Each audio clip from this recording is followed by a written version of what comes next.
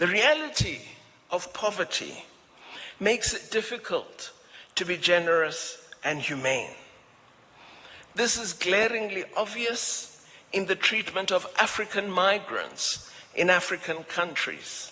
So, everybody in South Africa often refers, says, oh, we practice Ubuntu.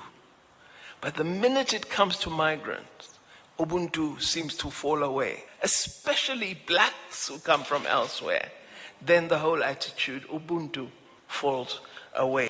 Migrants are blamed for crime, and there are some who do commit crime, but they are blamed for all crime, blamed for unemployment, blamed even for inadequate school places.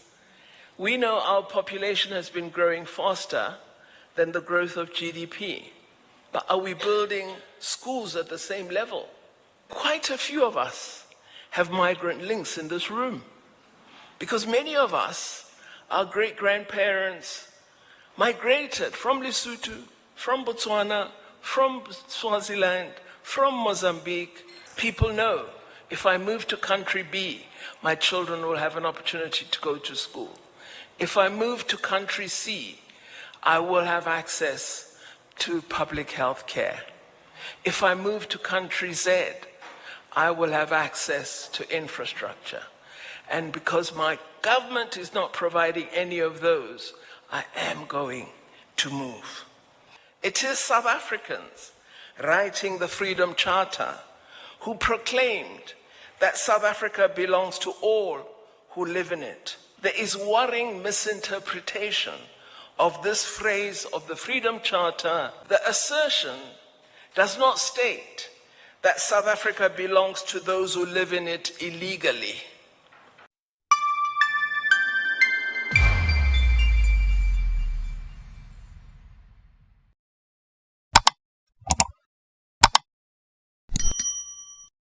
For many of us, migration is defined as a threat and disadvantage.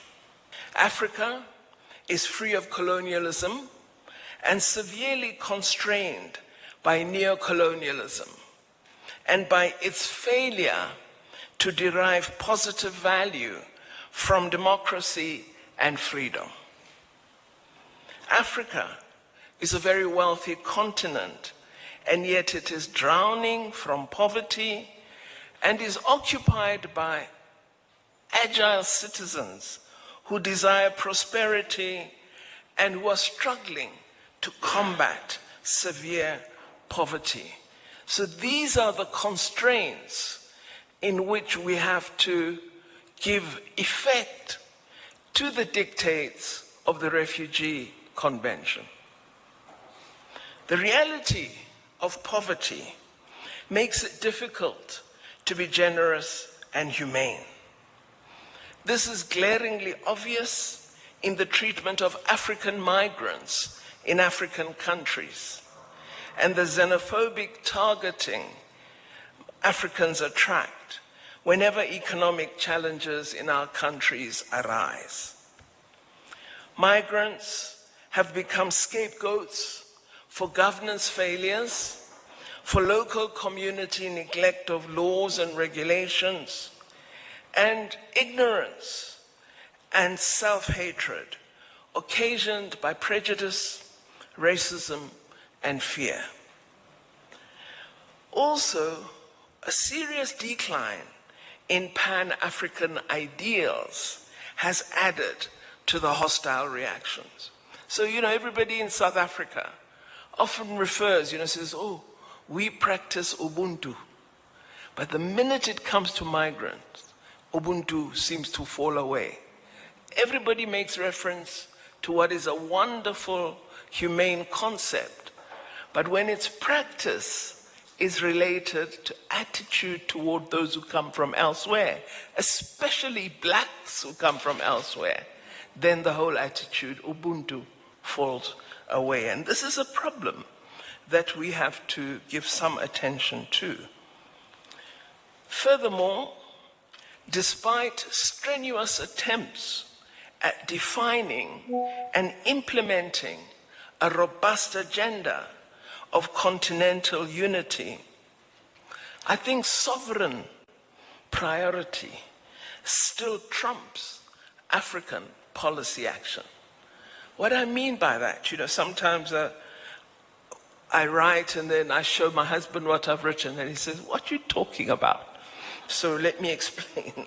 What I mean by that is that whenever we are faced with the objective of seeking to achieve African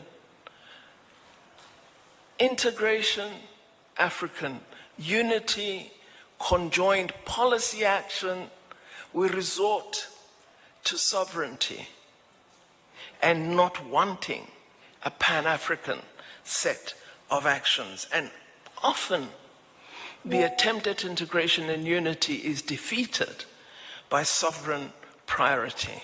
And it's something our leaders, particularly in the context of the African Union, need to think about, especially since we have appropriated and agreed to Agenda 2063, which has its basis and foundation as African unity. Take the example of our own country, South Africa.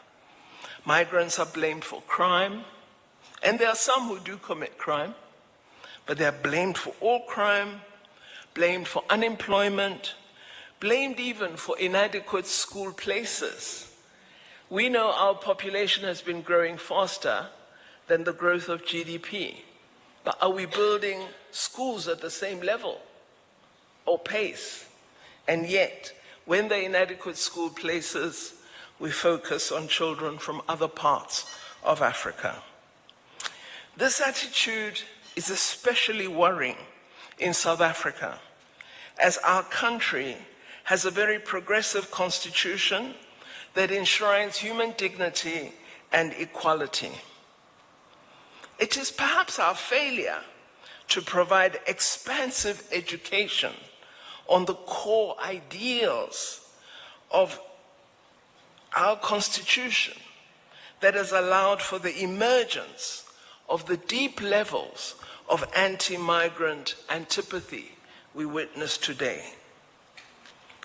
I think increased attention to our history, its impact, and our constitutional values and principles could help avoid some of the excessive migrant hostility witnessed frequently.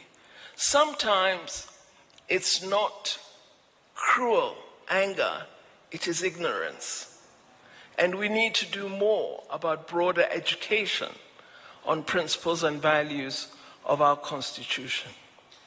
For example, it is probable that quite a few of us have migrant links in this room, because many of us, our great-grandparents, migrated from Lesotho, from Botswana, from Swaziland, from Mozambique to look for work in the mines. They worked here for 40 years. And because they were black and classed as not being citizens, they never received proper papers of citizenship, and thus were not properly administered in terms of migration policy. And today they bear the brunt of the negative sentiment that we sometimes refer to. I think crafting a framework that seeks to introduce more humane policy needs to begin by helping society understand the distinctions between refugee and migrant and illegal migrant. The three seem to be used interchangeably in our country. There are international laws that govern the receiving and treatment of refugees. We need to use them more effectively and consistently. And we need to distinguish between the management of refugee administration and that of other migrants. The issue of migrants, if treated properly and managed through clear policy, can be a benefit for a country in attracting skills and investments. I've seen it happen. For example, there are sectors in which we lack particular skills of engineering, civil or mechatronics or other sectors. If we had a clear migrant policy on skills, graduates in those areas would have ease of access to immigration administration. But we treat everybody in the same way, we don't have a clear distinctiveness, and so we make errors that could be of benefit, errors that could help us avoid losing benefits that would do well for our country. Any policy must actively respect the innate human dignity of every person who requires immigration services. I remember when I used to go to renew my residence permit as a refugee, you'll be received with such cold disdain in that country that the thought of going there the following year would make you want to return to South Africa, even under apartheid, even though you could be arrested. So we have to treat people much more humanely. Public officials responsible for the policy should be well trained and should be checked consistently for ethical practices.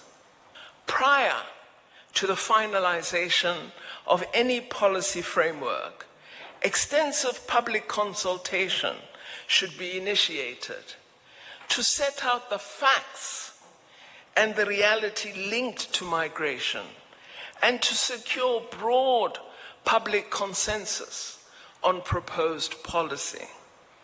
If we could build understanding, we might arrive at a basic consensus. We won't have total agreement, but at least we'll assure our citizenry that every effort is being made to craft a legal framework and to ensure it is executed efficiently.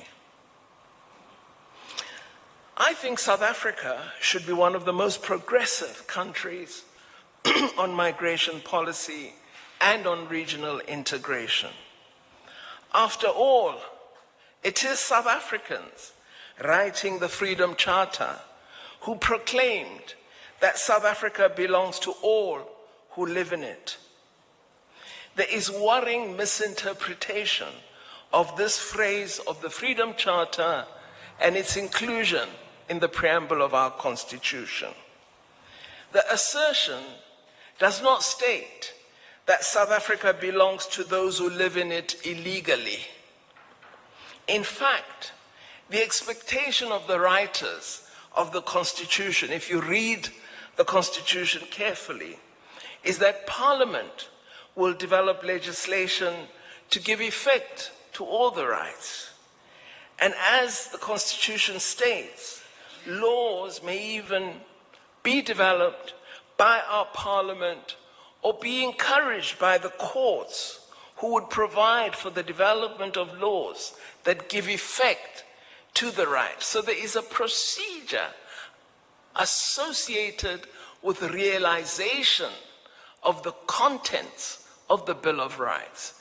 It doesn't ipso facto arise from the reference to a right. Again, effective administration of any of those laws as they're crafted would be absolutely necessary. These approaches will not be pursued if our governments, especially African governments, fail to respect and strengthen democracy, to strengthen freedom of association, to strengthen freedom of expression. The absence of these freedoms in many of our countries on the continent give rise to the movements that we see. Also, government public services and human development opportunities must be widely available to our populations and accessible to them. This is for the entire Africa, not just South Africa. A large proportion of migration on our continent is as a result of a decline in human rights standards. of low levels of democratic practice, of political intimidation in many of our countries, and inadequate public services. People know if I move to country B, my children will have an opportunity to go to school. If I move to country C, I will have access to public health care. If I move to country Z, I will have access to infrastructure. And because my government is not providing any of those, I am going to move. Addressing all of these inadequacies is imperative for a humane migration framework. Governments of large African economies, I think, need to play a stronger development role in their regions to support industrial capacity development, infrastructure development, and employment creation in their partner countries. Economic islands, such as our big economies of South Africa, Kenya, Nigeria, Egypt, Ethiopia, all of these need to accept a stronger role in regional integration and economic growth. We need to know where is the hub and what are the spokes in order to get us to the economic position we desire. So I hope in conclusion, I've given you some sense of how, if I were given the role and I don't desire it at all, how I might shape a framework which is a humane migration policy, aware all the time of the constraints and of the emotion associated with the subject of migration. I do think that for those who are humane supporters of an improved framework, don't act in a manner that assumes all of us approach the issue with the same logic. Understand the emotion that exists and seek to interact with that emotion. We might achieve greater success if we approach the subject in that way. Thank you very much.